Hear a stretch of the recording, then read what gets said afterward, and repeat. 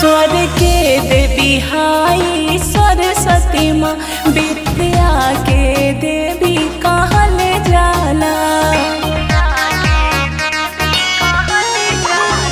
उनका बिना ना ज्ञान मिले, एही से ज्ञानी कहल जाला। महिमा केतना बखान करी, महिमा केतना बखान करी, सागर में जितना पानी बा।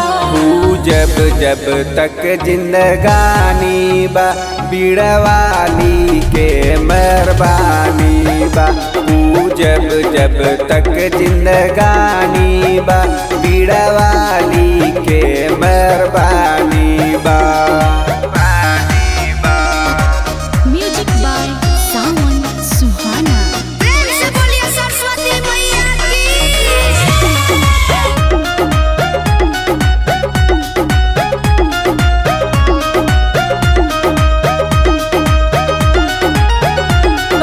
कण में बास करेली माँ, पत्थर में बाड़ी कहल जाला।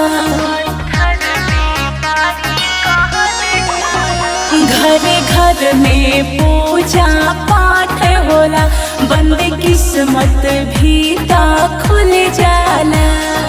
हंस वाहिनी ज्ञान दाहिनी, हंस वाहिनी ज्ञान दाहिनी, बेटा तुहर ज्ञानी बा। जब जब तक जिंदगानी बा, बीड़वाली के मेहरबानी बा। जब जब तक जिंदगानी बा, बीड़वाली के मेहरबानी बा। म्यूजिक बाय सावन सुहाना। प्रेम से बोलिए सरस्वती मैया की।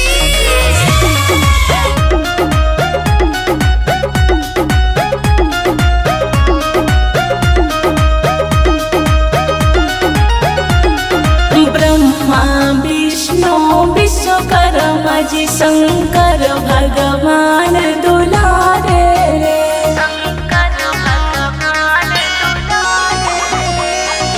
राम लक्ष्मण सीता हनुमत, स्वागत में फूल बिछावे रे।